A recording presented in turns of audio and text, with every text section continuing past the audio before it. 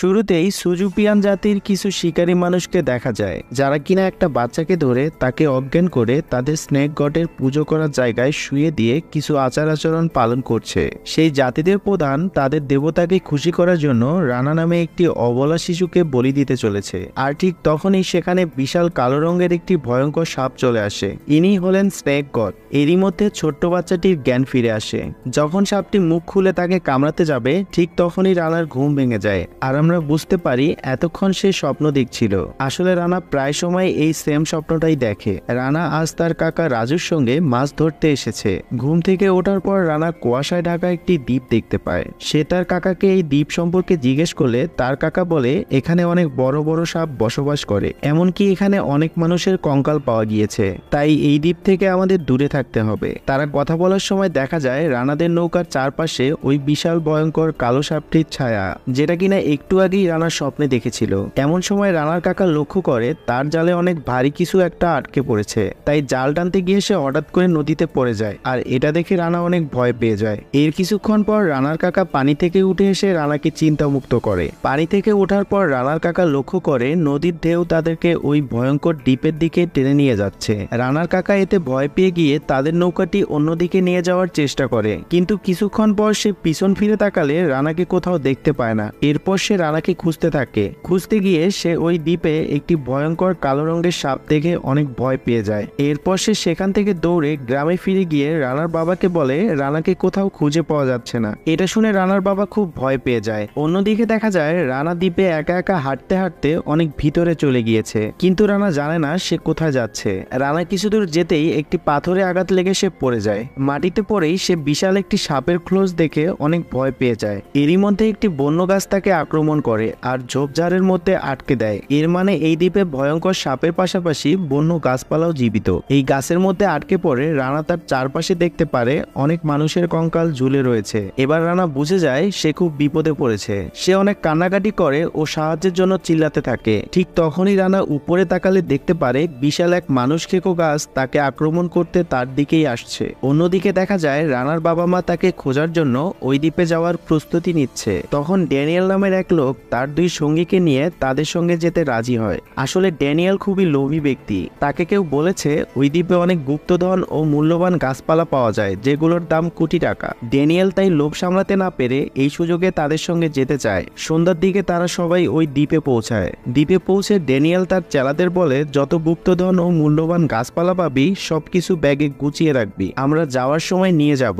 এরপর ড্যানিয়েলের এক চেলা কিছু সাপের ডিম পেয়ে ড্যানিয়েলের কাছে নিয়ে আসে। এটা দেখে ড্যানিয়েল রেগে গিয়ে বলে এসব কি এনেছিস, এগুলো কি নিয়ে যাওয়া যাবে নাকি? পরক্ষণেই ড্যানিয়েল তাদের পাশে সুন্দর লাল রঙের একটি ফুল দেখতে পায়। ফুলটি দেখে ড্যানিয়েল তার চেলাকে আদেশ দেয় গাছ সহ ফুলটি তুলে নিয়ে আসতে, কিন্তু যখনই সে গাছটি তুলতে যাবে সেখানে ভয়ঙ্কর ব্ল্যাক পাইথন চলে আসে। সাপটি ড্যানিয়েলের চেলাকে আক্রমণ করে নিমিষের মধ্যেই তাকে মেরে ফেলে। এই চিৎকার শুনে রানার বাবা ও অন্যান্যরা এগিয়ে আসে। এদিকে রানার মা রানাকে খুঁজতে গিয়ে তার জুতো পেয়ে যায়। এবার সবাই পুরোপুরি নিশ্চিত হয় রানা এই দ্বীপেই আছে। এরই মধ্যে ভয়ঙ্কর ওই ব্ল্যাক পাইথন তাদের সবার উপর আক্রমণ করে। তারা যখন পালিয়ে যাচ্ছিল ভয়ঙ্কর এক মানুষ খেকো গাছ তাদেরকে ঝোপের মধ্যে পেঁচিয়ে এক গুহায় এনে ফেলে। এই গুহায় আসার পর তারা রানার কান্নার আওয়াজ শুনতে পায়। এবার সবাই এদিক ওদিক ছোটাছুটি করে রানাকে খুঁজতে থাকে। রানাকে তারা একটি ঝোপের মধ্যে দেখতে পেয়ে সেখান থেকে রানাকে উদ্ধার করে। আর এদিকে ড্যানিয়েল তার চেলাদেরকে নিয়ে গুপ্তধন খুঁজতে খুঁজতে একটি ঝোপের সামনে এসে দাঁড়িয়ে পড়ে। আসলে তারা অনেকগুলো মানুষের কঙ্কাল একসঙ্গে দেখতে পায়।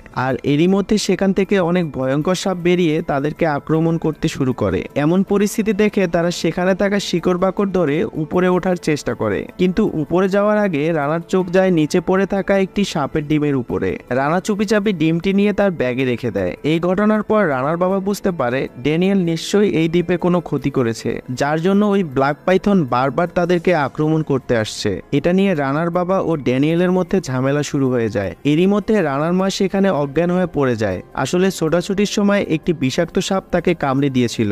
মায়ের এই অবস্থা দেখে রানা কাঁদতে শুরু করে। অন্যদিকে ড্যানিয়েলকেও একটি বিষাক্ত সাপ কামড় দেয়। তারা কি করবে কিছু বুঝতে না পেরে দ্রুত তাদের গ্রামে ফিরে আসে। ডাক্তার রানার মাকে দেখে বলে এই সাপের বিষ সে কোনোভাবেই তুলতে পারবে না, কেননা এটা পুরো শরীরে ছড়িয়ে পড়েছে। ঠিক তখন একটি লোক এসে জানায় স্নেক গডের অভিশাপ পড়ে গেছে পুরো গ্রামে। হাজার হাজার সাপ তাদের গ্রামে এসে আক্রমণ করছে। এই কথা শুনে সেখানে থাকা সবাই চলে যায় সাপ দায়িত্বের সঙ্গে মোকাবেলা করার জন্য। শুধু রানা বসে থাকে তার অসুস্থ মায়ের পাশে। রানার মা জীবনের শেষ সময় পার করছে। মারা যাওয়ার আগে রানার মা রানার হাতে একটি লকেট দিয়ে বলে, তুমি কথা দাও জীবনে অনেক ভালো মানুষ হবে, সমস্ত মানুষ জীবজন্তু গাছপালাকে রক্ষা করবে। আর এ কথা বলতে বলতেই সে সেখানে মারা যায়। মাকে হারিয়ে রানা পাগলের মতো হয়ে যায়। এভাবেই কিছুদিন কেটে যায়। একদিন রানা ঘুম থেকে উঠে দেখে তার চুরি করে আনা ওই সাপের ডিমটি থেকে সুন্দর ফুটফুটে একটি সোনালী কালার সাপ জন্ম নিয়েছে।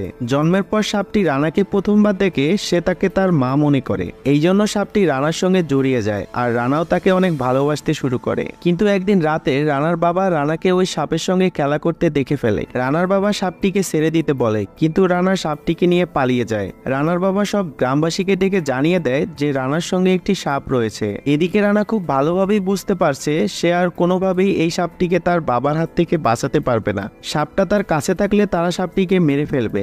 এই কারণে রানা ছোট সাপটিকে নদীর পাড়ে ছেড়ে আসে, যাতে করে সাপটি ওই দ্বীপে ফিরে যেতে পারে। এরপর দীর্ঘ 15টা বছর কেটে যায়। রানা এখন অনেক বড় হয়ে গিয়েছে। সে একটি প্রাইভেট ফার্মে জীববিজ্ঞানী হিসেবে চাকরি করছে। রানা গাছপালা ও প্রাণী নিয়ে গবেষণা করে। সে অনেক বছর আগে ক্যানিবেল দ্বীপের গুহায় বিশেষ চিহ্নগুলো পেয়েছিল, সেগুলো নিয়েও সে গবেষণা করে এবং রানা তার গোল্ডেন স্নেকের খোঁজে আবারও ওই দ্বীপে যাওয়ার চিন্তা করে। আর আজকে রানার কাছে তার কাকা রাজুর কল আসে। তাদের কথা শুনে জানা যায় যে রানা অনেক বছর তাদের গ্রামে যায় না, এমনকি তার বাবার সঙ্গেও তার কোনো যোগাযোগ নেই, কারণ তার বাবার কারণেই তার বন্ধু গোল্ডেন স্নেককে তাকে ছেড়ে দিতে হয়েছিল। সে রানাকে গ্রামে ফিরে আসতে অনুরোধ করে। গ্রামে বিশেষ এক ভয়ঙ্কর রোগ ছড়িয়ে পড়েছে। আসলে যারা সাপ মেরে খেত তাদেরকে এই রোগ আক্রমণ করেছে, তাই তাদের চিকিৎসা করার জন্য রানাকে গ্রামে আসতে বলে। রানা তার কাকার কথায় রাজি হয়ে তার টিমকে নিয়ে কিছুক্ষণের মধ্যেই গ্রামে চলে আসে। আসলে রানা এখানে এসেছে তার বসের সঙ্গে। লিন নামের এই মহিলা তার বস। লিনের এখানে আসার উদ্দেশ্য হলো সে এই ক্যানিবেল দ্বীপে একটি বিশেষ ধরনের গাছ খুঁজতে চায়, যেটাকে কাজে লাগিয়ে সমস্ত রোগ খুব সহজেই নিরাময় করা যায়। লিন এখানে তার মেয়ে লিলির সঙ্গে রানার পরিচয় করিয়ে দেয়। লিলিও এই প্রজেক্টে কাজ করবে। তারা গ্রামে পৌঁছে গিয়ে অনেক ভয়ঙ্কর দৃশ্য দেখতে পায়। অনেক সাপের খোলস চারপাশে ছড়িয়ে ছিটিয়ে রয়েছে আর চারিপাশে অনেক মানুষ ভয়ঙ্কর এক রোগে আক্রান্ত।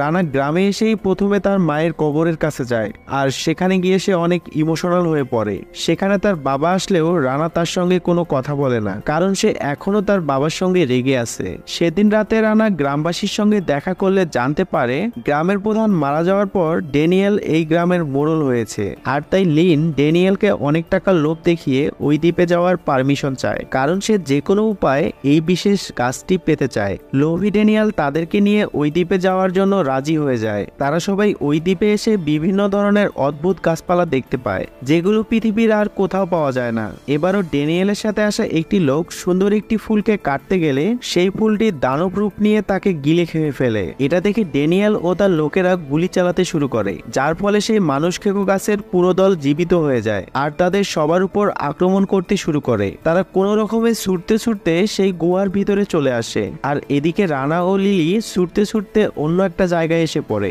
তারা সবার থেকে আলাদা হয়ে যায়। তখন তারা সেখানে একটি বড় সাপের খোলস দেখতে পায় আর বাকিরা ওই মন্দিরে চলে যায়। আর তখনই তাদের সামনে স্নেক গড চলে আসে। আসলে এতক্ষণ ধরে যে ব্ল্যাক পাইথন তাড়া করে বেরোচ্ছিল সেই আসলে স্নেক গড। স্নেক গডকে দেখে ড্যানিয়েল তার উপর গুলি চালাতে থাকে। এতে স্নেক গডের কিছুই হয় না, উল্টো স্নেক গড রেগে গিয়ে তাদের উপর হামলা করতে শুরু করে আর তাদের পিছু করতে করতেই স্নেক গড দুটি দেয়ালের মধ্যে আটকে যায়। অন্যদিকে রানারা দেখে তাদের সামনে অনেক বড় একটা গোল্ডেন স্নেক চলে এসেছে। এটা দেখে তারা প্রচন্ড ভয় পেয়ে যায়। রানা ভাবতে শুরু করে হয়তো এখানেই তাদের জীবন শেষ, কিন্তু দেখা যায় ওই সাপটি কামড়ানোর বদলে রানার কপালে আলতোভাবে চুমু খায়। রানা তখন বুঝতে পারে এই তার বন্ধু গোল্ডেন স্নেক, যাকে সে 15 বছর আগে নদীর পাড়ে ছেড়ে দিয়েছিল।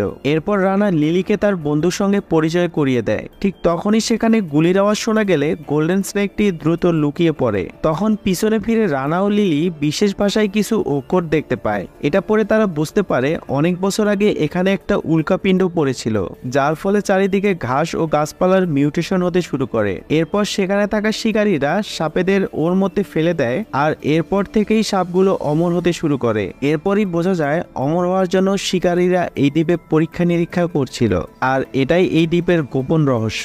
আর অন্যদিকে লিলি সেখানে থাকা একটি নিষ্প্রাণ ফুলকে টাচ করে। ওই ফুলটাও মানুষ খেকো ছিল, যার ফলে ফুলটি জীবিত হয়ে সবাইকে আক্রমণ করে। এমন সময় সবার চিৎকারের শব্দ শুনে সেখানে স্নেক গড চলে আসে। বিপদ বুঝতে পেরে ড্যানিয়েল তার সাথে আসা এক লোককে স্নেক গডের সামনে ঠেলে দেয়, আর এই সুযোগে সেখান থেকে সবাই পালিয়ে যায়। তারা পালাতে পালাতে লিন তাদের মেয়েকে খুঁজে পায়, কিন্তু লিলি তার মাকে গোল্ডেন স্নেকের কথা বলে দেয়। সব কথা শুনে লিন বুঝে যায় তারা যে সোনালী রঙের গাছের খুঁজে এখানে এসেছে তার সঙ্গে এই সাপটির কোনো না কোনো সম্পর্ক রয়েছে। তখন সে ড্যানিয়েলকে বলে যে করেই হোক এই গোল্ডেন স্নেককে ধরে আনতে হবে। এই কথা শোনার পর রানা ও লিলি বুঝে যায় তারা তাদের বন্ধুর কথা বলে একদম ঠিক করেনি। এরপর রানা বুদ্ধি করে সকলকে বলে আমাদের উচিত এখনই এই দ্বীপ থেকে চলে যাওয়া, কারণ যে কোনো সময় স্নেক গড আমাদের উপর হামলা করতে পারে। কিন্তু লিন কিছুতেই যেতে রাজি হয় না, কারণ তার ওই গাছটির খুব প্রয়োজন, আর অন্যদিকে ড্যানিয়েলের প্রয়োজন অনেক টাকা। এরপর লিন ড্যানিয়েলকে আরো টাকার লোভ দেখায়। এবার ড্যানিয়েল পুরোপুরি রাজি হয়ে যায়।